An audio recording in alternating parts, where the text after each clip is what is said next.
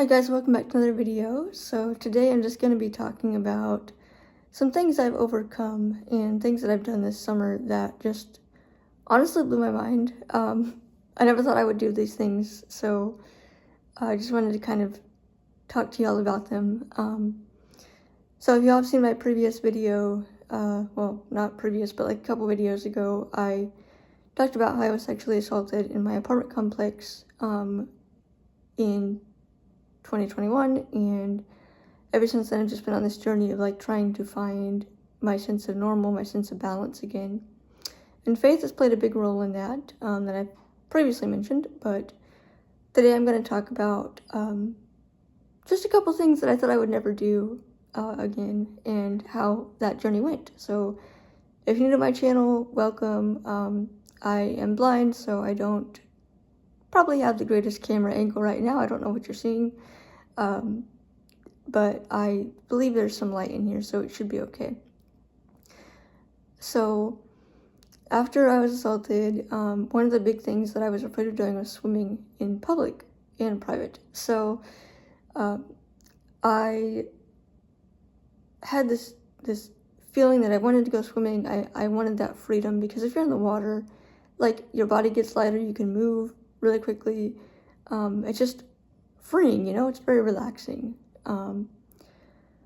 And so I somehow avoided swimming for the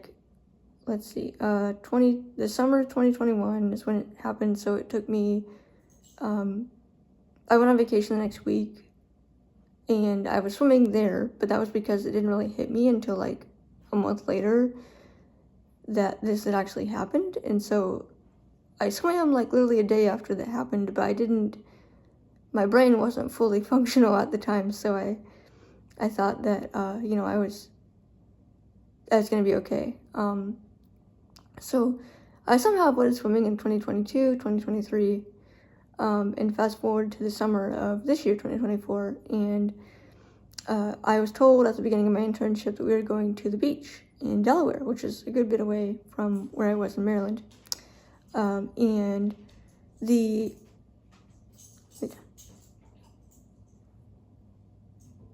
apologize, my dog just joined me. Anyway, so I knew we were going to the beach, and I was like terrified. I was like, okay, how do I like go to this without freaking out, because I've never swam since then and I don't feel comfortable swimming. And honestly, it was a lot of just not feeling comfortable in my body. I was not comfortable wearing a swimsuit, or I even looked at like different types of swimsuits. Like, they have this company that makes swimwear for Muslim women, or those who, for whatever reason, need more coverage of their body. And I looked at their website and they were cool, but they were like $50, and I was like, I can't afford that. So I was panicking. I literally went to Five and Below to get a swim dress because it was long, and I was like, you know what, this will work, like, I don't care. Well, they were out of that dress, so I was like, darn it. So it was like the day before we were going. I was like terrified. I didn't have Beacon because we were going to the beach, and I was like, I've never been to the beach before. So I thought they had palm trees, but they did not. My understanding of a beach was sand, palm trees, coconuts, and like, that's not how the beaches in America, besides like California and maybe Florida, I don't know, and like, the tropical states, they have palm trees. So they did not have palm trees at the beach I went to. And so I was really nervous. I didn't have Beacon with me, and I just, honestly, mentally, I was like really concerned, because I knew it was an issue. It was a fear of mine that I've been trying to deal with, and I hadn't been successful at it. And this had been 3 years ago at this point, so I was kind of upset that I had let it go this long. And I was disappointed in myself, because I thought in my head that this assault should not be affecting me 3 years later. So we get to the beach and everything, and I think I mentioned like what happened at the beach, but I literally wore a shirt and shorts, and I went in the water, and I felt very comfortable. Like, I was fine, with that kind of coverage. And we went kayaking, and then we like jumped out of the kayaks and went in the water, and I felt like I cried actually, which was okay because the water was salt. So I was like, I just got water in my eyes, it's fine. But having that freedom to be able to go into the water and not be afraid of people judging me or people looking at me, and not having my brain go, oh, you shouldn't do that because if you dress a certain way or if you act a certain way, you will get assaulted again. So excuse me. So I went in the water and I swam, and I remember like lifting my head towards the sun and just like thanking God that I was able to have that sense of peace that I can't explain, because I didn't expect that to ever happen. So even now, like, I still haven't swam in public since then, but I've learned to let my body decide what it can handle. There's no more judgment of me going, it's been 3 years, what's wrong with you? Because, society's always like, you must heal from this now.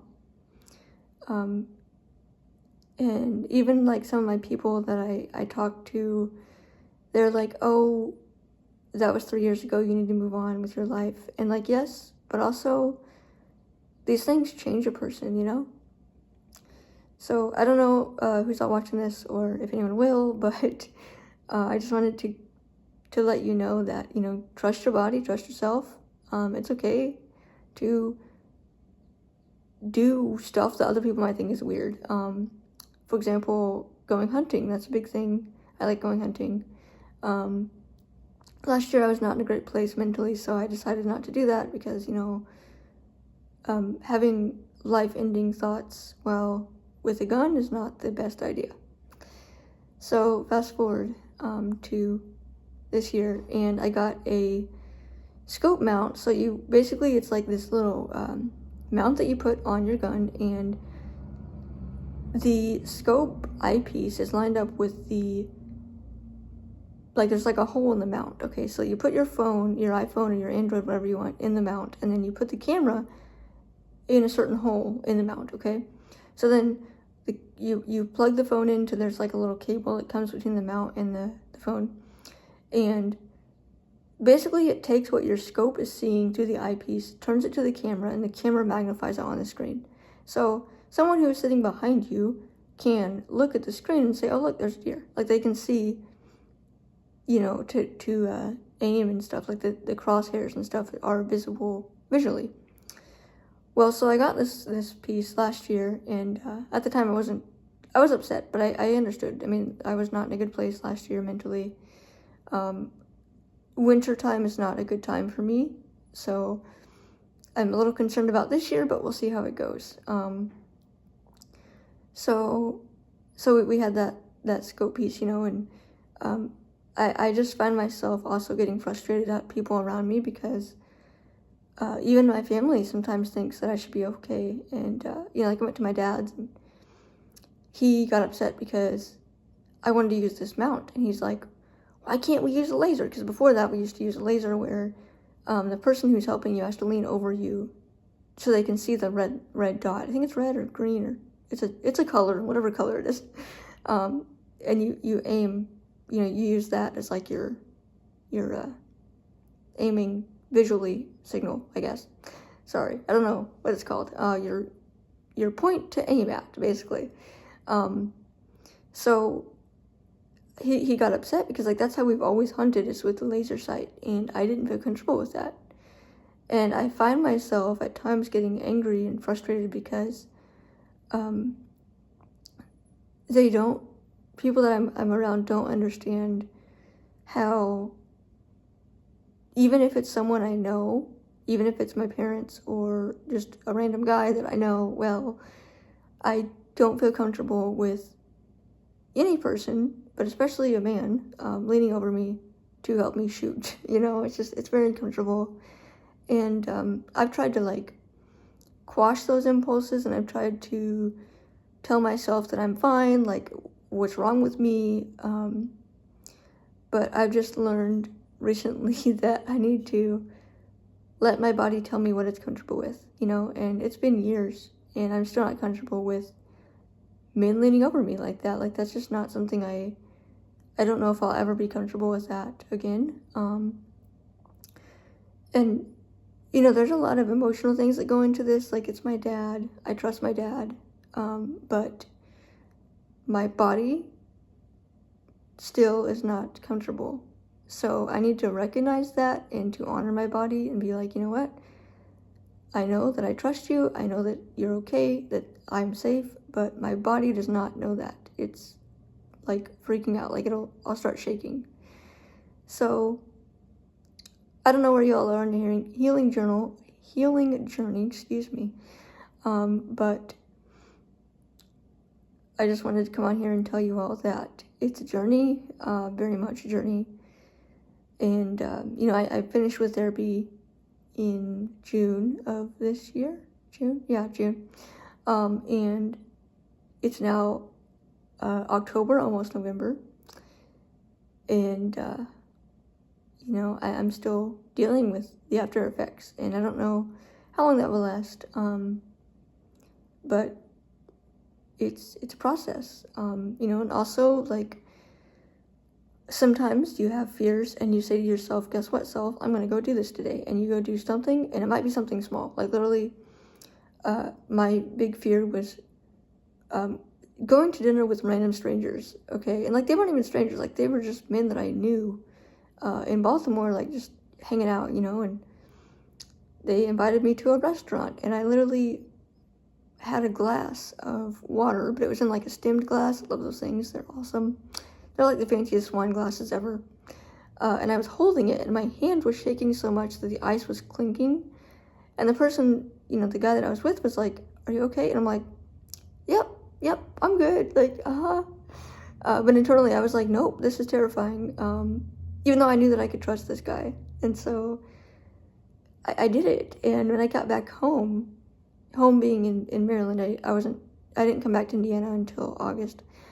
I was like, you know what, self? Like, yes, like, I did that. I went to a restaurant and I sat down across from a guy and we had a conversation, and I conquered that fear. So I'm not saying that you all should just like go out and do the things that scare you, because it is terrifying and you want to take steps.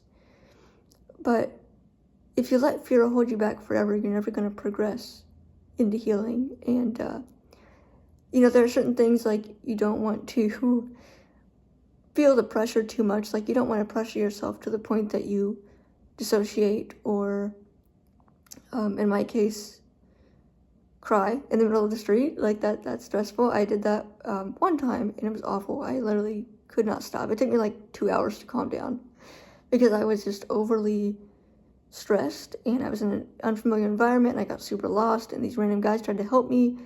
And they did good, but I was just, like, terrified that they were random guys, and they were, like, trying to, guide me, and they were touching me, like, just normal touch, but I couldn't process it.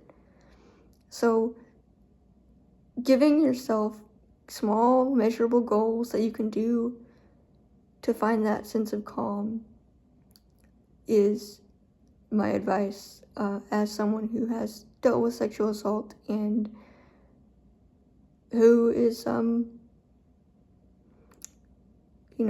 advanced in the journey. Like, I literally went to this conference, like, a couple weeks ago. Okay, it's been, like, a month ago. And this lady was, like, speaking about PTSD. And I was, like, so excited because she was not a veteran of war. And everyone seems to think that if you have PTSD, you're a veteran. So she was saying how, the goal of our journey, our life, aside from bringing people to Christ, is to help bring someone else who's struggling, be that person who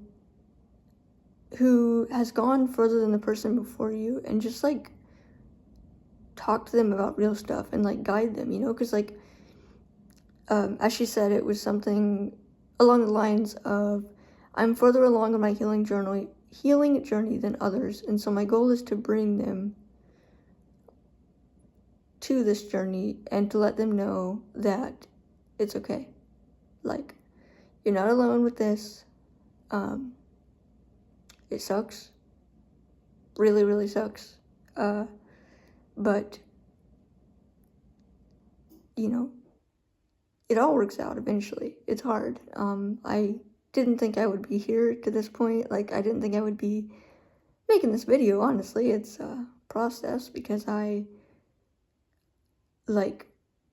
am kind of private about this whole thing because mentally, my community doesn't really acknowledge mental health as a concern. And, I'm always told, well, you're doing this wrong, or, you're not a good Christian because you have depression, and just like all these things. So I didn't think I would get to the point where I'm making YouTube videos about how to heal after assault and how to overcome your fears. But here we are. So, it takes time. I wrote a lot of poems and journaling a lot, and everything has helped. And I don't have all the answers because everybody's experiences have been different. Obviously, I'm not going to be the same as whoever, but I will tell you that if you are at the beginning of this and you're trying to figure out what the heck to do, like your life is like all broken and all these dreams that you had in your life, like they're just gone, and you can't function at work, and you can't live your life the way that you deserve to, I'm here to tell you to reach out to people. They don't have to be your friends. They literally can just be people on Facebook support groups, or, a therapist, or just, someone who doesn't know you well enough to judge you. They'll be like, because if you get a friend, they're going to be like, oh, you're fine, get over it. You're not alone with this. Take your time. Allow yourself the grace to feel things. I struggle with that a lot. Still do. Emotions are not my thing. I'm like, ugh, emotions, gross. But feel those feelings. Like, embrace that anger, that rage, and don't let it kill you. Don't let the bitterness sit inside of you forever, because it will fester. Try your best to just feel them, acknowledge them, let them go. And I'm not saying that when you do that, your life's going to be great, because there's going to be struggles. I still don't do well with touch. That's a big thing for me. I find myself panicking when someone is standing behind me trying to help me. I don't like people coming up from behind. That's a big thing. And so it's a journey, it takes time. And please allow yourself that time. I mean, I had life-ending thoughts and life-ending attempts before this, and I had to decide between giving up or giving myself time. And so if you are to that point where you are heading towards those life-ending thoughts, I just want to let you know that it's okay to have those things. Those are perfectly understandable reasons. And I'm not here to say, oh, that's stupid, because trust me, I get it. It's not. It's what you're feeling is real and painful. But I will say that you have to decide if the life-ending thoughts are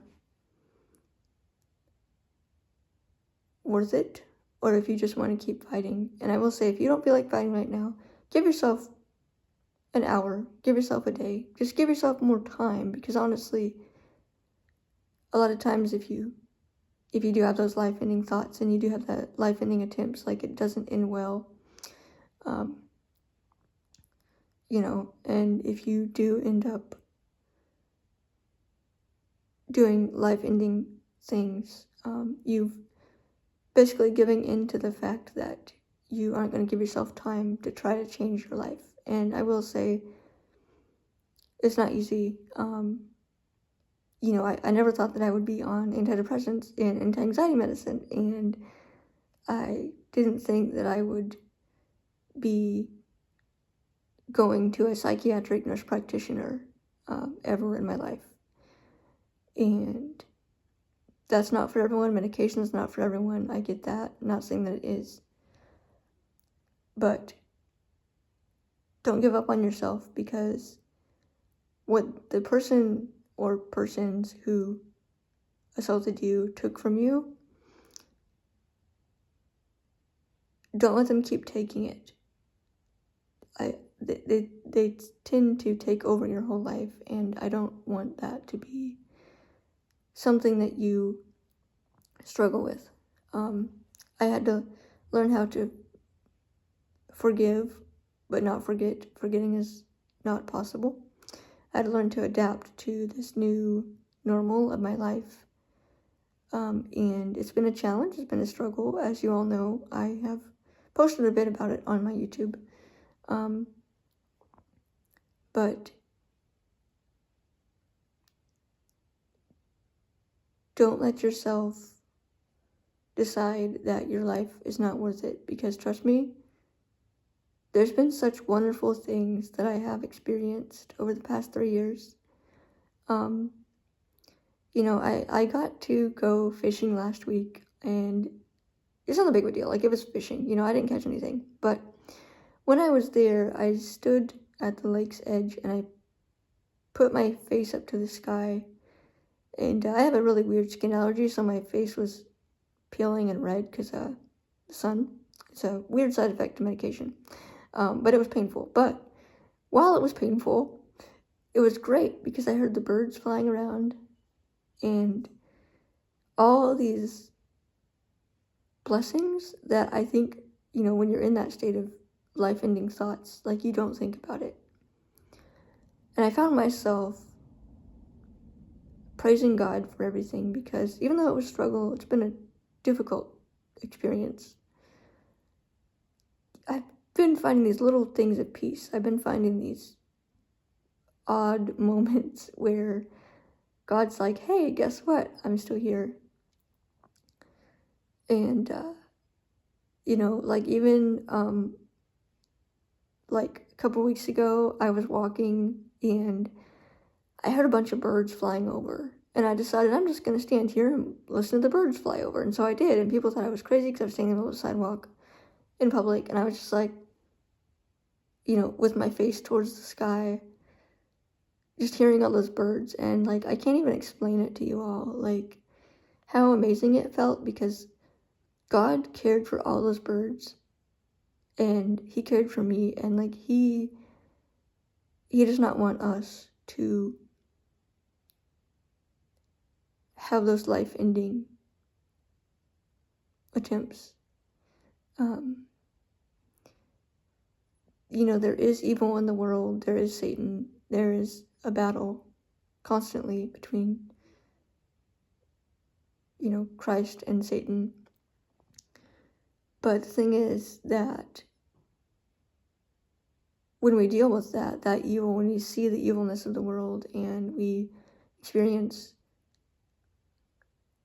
very difficult things, God's not leaving us alone, and he still shows up in a way, and it's kind of strange, because even when I was pushing away from God, and you all can watch my previous videos if you want, where I talk about that, but even when I was pushing God away, and I was like, God, I don't want you to be in my life, like, I felt like I was drowning, and God still showed up for me.